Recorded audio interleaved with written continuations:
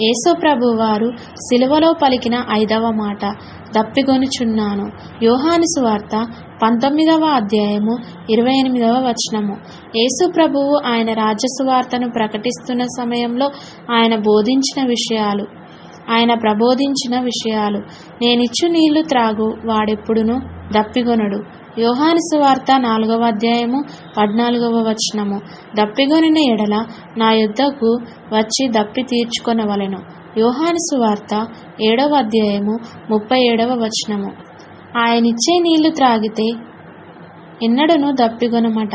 దాహం వేస్తే నా దగ్గరకు వచ్చి మీ దప్పిక తీర్చుకోండని చెప్పిన ప్రభువారే దప్పిక గొనడమేమిటి? ఆయన దప్పికను ఆయన తీర్చుకోలేనప్పుడు ఇక మన దప్పికను ఎట్లా తీర్చగలడు? యేసయ్య సిలువలో దప్పిగొనడానికి గల కారణాలు. యేసు ప్రభు వారు జన్మించడానికి వందలాది సంవత్సరాల ముందే అనేకమైన ప్రవచనాలు ప్రవచించబడ్డాయి. వాటిలో ఒక్కటైనను తప్పిపోవడానికి వీల్లేదు. ఆ ప్రవచన నెరవేర్పులో భాగముగా ఆయన దప్పిగొన్నారు. వారు చేదును నాకు ఆహారముగా పెట్టిరి, నాకు దప్పికైనప్పుడు చిరకను త్రాగనిచ్చిరి. కీర్తనల గ్రంథము 69వ అధ్యాయము 21వ వచనము. అప్పటికే యేసు ప్రభువారు ఆ మండుటెండలో యెరూషలేము వీధులలో భారమైన సిలువను మోసారు. ఒకవైపు శరీరం నుండి రక్తం కారుతూనే ఉంది. అట్లాంటి పరిస్థితులలో దప్పిగొనడం అత్యంత సహజము. ఎందుకంటే సిలువ వేయబడినప్పుడు ఆయన పరిపూర్ణమైన మానవుడు, అదే సమయంలో పరిపూర్ణమైన దేవుడు. నిత్య నరకంలో మనము దప్పిగొనకూడదని మన దప్పిక తీర్చడానికి ఆయన దప్పిగొన్నారు. ధనవంతుడు ఒక్క నీటి బొట్టు కొరకు ఎంత అల్లాడిపోతున్నాడో అట్లాంటి పరిస్థితి నుండి నిన్ను నన్ను తప్పించడానికి ఆయన దప్పిగొంటున్నారు. తండ్రివైన అబ్రహామా, నా యందు కనికరపడి తన వ్రేలికొనను నీళ్లలో ముంచి నా నాలుకను చల్లార్చుటకు లాజరును పంపుము. నేను ఈ అగ్నిజ్వాలలలో యాతన పడుచున్నానని కేకలు వేసెను.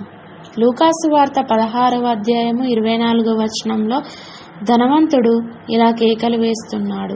అనంతకాలము మనకు దాహము లేకుండా చేయడానికి ప్రియ రక్షకుడైన యేసు ప్రభు వారు దప్పిగొన్నారు. వారికి ఇక మీదట ఆకలి అయినను దాహమైనను ఉండదు. సూర్యుని ఎండ అయినను ఏ వడగాలి అయినను వారికి తగలదు. ఏలయనగా సింహాసన మధ్యమందుండు గొర్రెపిల్ల వారికి కాపరి అయి జీవజలముల బుగ్గ యొద్దకు వారిని నడిపించును. దేవుడే వారి కన్నుల నుండి ప్రతి బాష్ప బిందువును తుడిచివేయును. ప్రకటన గ్రంథము 7వ అధ్యాయము 16-17 వచనాల్లో చూడవచ్చును.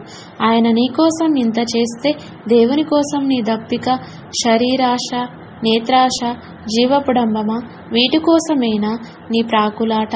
ఆత్మఫలాలు ఫలించకుండా శరీర కార్యములనే నెరవేర్చుకుంటూ నేటికి నీ ఆయనకు ఆ చేదు చిరకనే మరలా త్రాగిస్తున్నామా?